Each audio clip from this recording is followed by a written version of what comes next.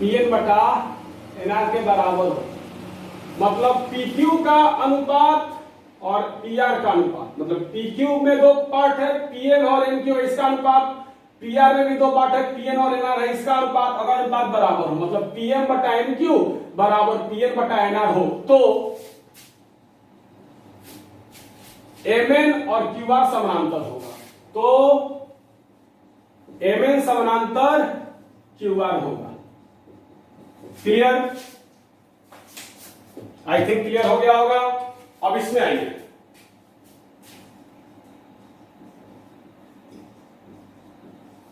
हेल्स प्रमेय का विलोम। अब इसमें देखिएगा, इसमें क्या है, तो ये जो रेखा है Mn, ये जो रेखा है Mn, वो भुजा PQ और भुजा QR को विभाजित कर रहा है। ये जो रेखा है Mn, ये भुजा PQ और QR को विभाजित किया है। अगर इसका अनुपात बराबर हो, मतलब QM बटा MP, इतना बटा इतना बराबर हो इतना बटा और इतना के, मतलब यदि QM बटा MP, हमेशा बोल रहे हैं नोखी की ओर से चलना है, शुरू में ही बोल रहे हैं नोखी की ओर से चलना है, तो QM बटा MP, QM बटा MP, ये QM है और ये MP है, ये माने इस दोनों का अनुपात जो है वो बराबर हो QN और NR के, QN और NR के, मतलब QM और MP का अनुपात QN और NR के अनुपात के, ये NR है बाबू, यहां पर मान लो ये बिंदु है N, तो ये NR है, तो QM और MP का अनुपात QN और NR के अनुपात के बराबर हो, तो ये और ये समानांतर होगा, तीसरी भुजा के समानांतर होता है, तो तीसरा भुजा PR ही ना है, तो Mn समानांतर PR होगा, तो Mn समानांतर PR होगा। क्लियर? अब आते हैं इस पर, अब आते हैं इस पर, थेल्स प्रमेय का विलोम। थेल्स प्रमेय का विलोम, तो ध्यान से समझिएगा हुआ, अगर QM और MR का अनुपात, माने ये जो रेखा Mn है वो QR को बिंदु M पर काट रहा है और PR को बिंदु N पर काट रहा है, अगर इसका अनुपात बराबर हो, मतलब QM और MR का, सॉरी नोखी की ओर से चलना है, नोखी की ओर से चलना है, तो RM और MQ, RM और MQ लिखेगा, यदि RM, ये RM है बटा MQ बटा MQ, मतलब इसका और इसका अनुपात एवं इसका और इसका अनुपात Rn बटा NP, मतलब Rm और NQ का अनुपात, Rm और NQ का अनुपात जो है वो Rn और NP के अनुपात के बराबर हो, तो ये Mn जो है वो तीसरी भुजा PQ के समानांतर होगा, बाकी दोनों भुजा को तो ये Mn काट ही रहा है, तो तीसरा भुजा PQ ही ना हो जाएगा, तो अगर Rn बटा MQ बराबर Rn बटा NP हो, तो Mn जो है वो PQ के समानांतर होगा, तो Mn समानांतर PQ होगा। चलिए वीडियो को रोक करके उतारिए, तो फटाक से वीडियो को रोक करके उतारिए, उसके बाद एग्जाम्पल अभी दे रहे हैं, अब एग्जाम्पल देंगे, जब तक हम संतुष्ट नहीं हो जा रहे हैं तब तक कुछ नहीं होगा। आई थिंक आप लोगों ने उतार लिया।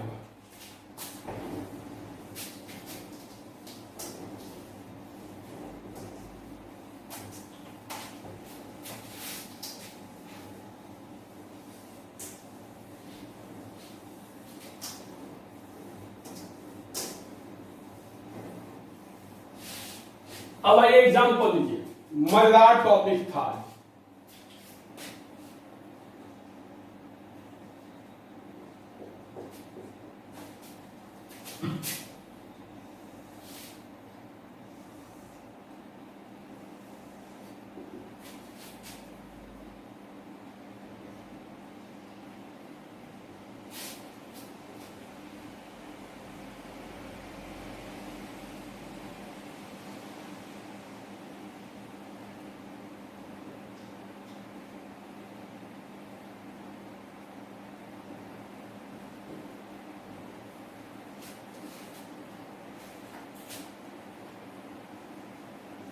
त्रिभुज एबीसी में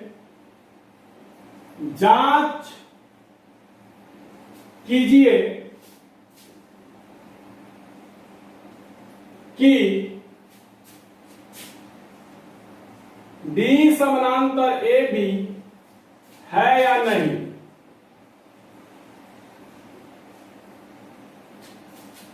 एक त्रिभुज है एबीसी,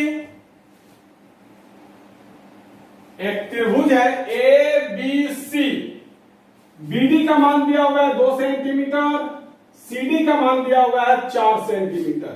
क्लियर? ए का मान दिया हुआ है 1 सेंटीमीटर और इसी का मान दिया हुआ है 2 सेंटीमीटर, सबका मान दिया हुआ है।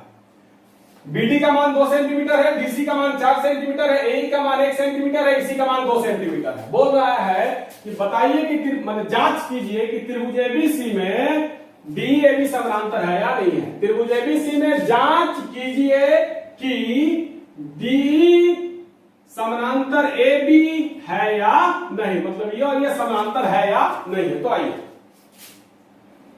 लिखिएगा, पहले अनुपात निकालेगा। तो यहां CD बटा DB, पहले वो क्या करेंगे, अनुपात निकालेंगे। तो CD बटा DB, तो CD का मान क्या है 4 सेंटीमीटर है, DB का मान क्या है 2 सेंटीमीटर है। सेंटीमीटर सेंटीमीटर कट गया, 2 से 4 कट गया, 2 बार में क्या आया 2, मतलब CD और DB का अनुपात हम लोगों ने निकाला, कितना आया 2, तथा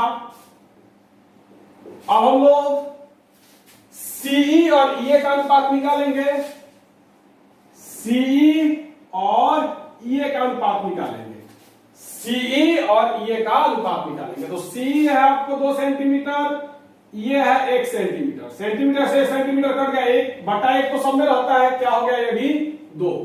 तो आप लिखना, चूंकि CD बटा DB बराबर C बटा ये है, माने CD बटा DB बराबर 2 है और CE बटा ये बराबर भी 2 है, मतलब CD बटा DB और CE बटा ये का अनुपात क्या है, बराबर है।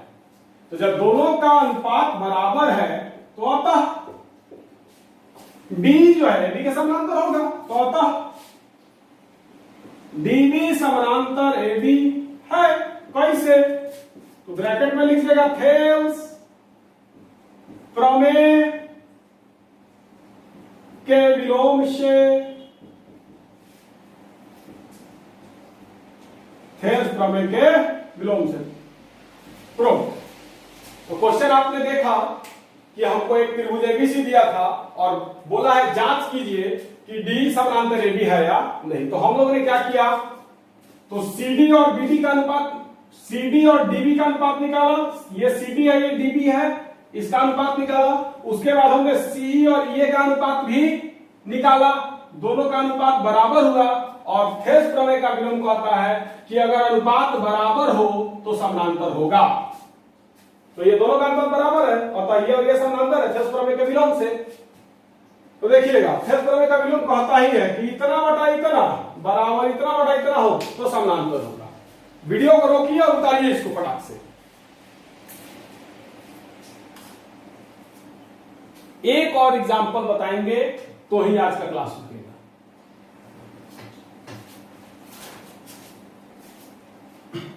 आई थिंक आप लोगों ने उतार लिया होगा वीडियो, अगर नहीं उतारे तो वीडियो को रोक उतार दीजिए।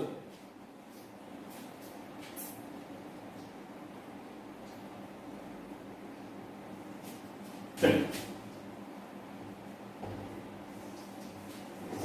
क्वेश्चन अब बदलेगा।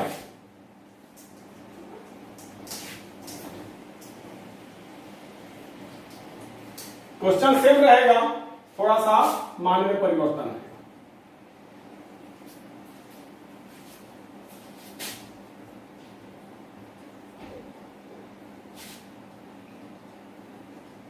मान लो कि एक त्रिभुज एबीसी है। त्रिभुज एबीसी में बीडी का मान 2 सेंटीमीटर है, डीसी का मान 4 सेंटीमीटर है, सीई का मान 3 सेंटीमीटर है और एई का मान 1 सेंटीमीटर है। हमको जांच करना है, जांच करके बताना है कि ये जो डीई है ये एबी के समानांतर है या नहीं है। तो जांच करने के लिए क्या करना होगा, हमको प्रत्येक भुजा का अनुपात निकालना होगा और देखना होगा कि भुजा का अनुपात जो है बराबर है या नहीं है। तो आइए पहले CD और DB का अनुपात निकालते हैं। तो CD अनुपात DB, CD क्या है 4 सेंटीमीटर है, DB क्या है 2 सेंटीमीटर है।